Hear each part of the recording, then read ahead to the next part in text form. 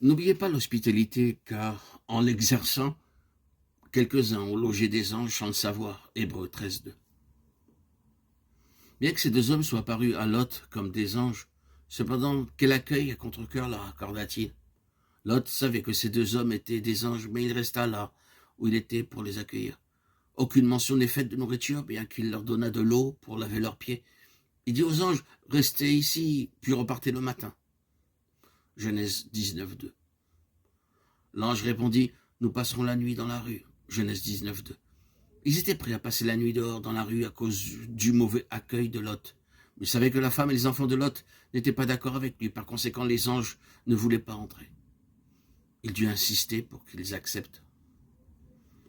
Nous disons que c'est Lot qui fit lui-même cuire des pains sans levain qu'ils mangèrent. Lot avait choisi d'habiter près de Sodome. Le résultat, c'est que ses proches même furent gagnés par les plaisirs du monde. Beaucoup de croyants perdent leur joie et leur bonheur parce qu'ils sont attirés par l'honneur, la richesse et la réputation mondaine. Abraham reçut ses invités parce qu'il pensait qu'ils étaient les messagers de Dieu. Ceci devrait être aussi notre attitude, recevoir même des étrangers en son nom avec une grande joie. Ainsi l'Éternel dit, cacherai-je à Abraham ce que je vais faire? Genèse 18:17. Le Seigneur apparut à Abraham pour fortifier sa foi. Le Seigneur dit, Sarah, ta femme aura un fils. Sarah rit en elle-même, disant, maintenant que je suis vieille, aurai-je encore des désirs? Mon Seigneur aussi est vieux. Le Seigneur demanda, pourquoi donc Sarah a-t-elle ri? Dieu savait à l'avance que le doute viendrait en eux. Aussi, il vint avec affection ôter leur doute. Dans Genèse 18:16, Abraham marcha avec ses hommes. Puis, les deux hommes se rendirent à Sodome et le Seigneur resta pour parler personnellement à Abraham.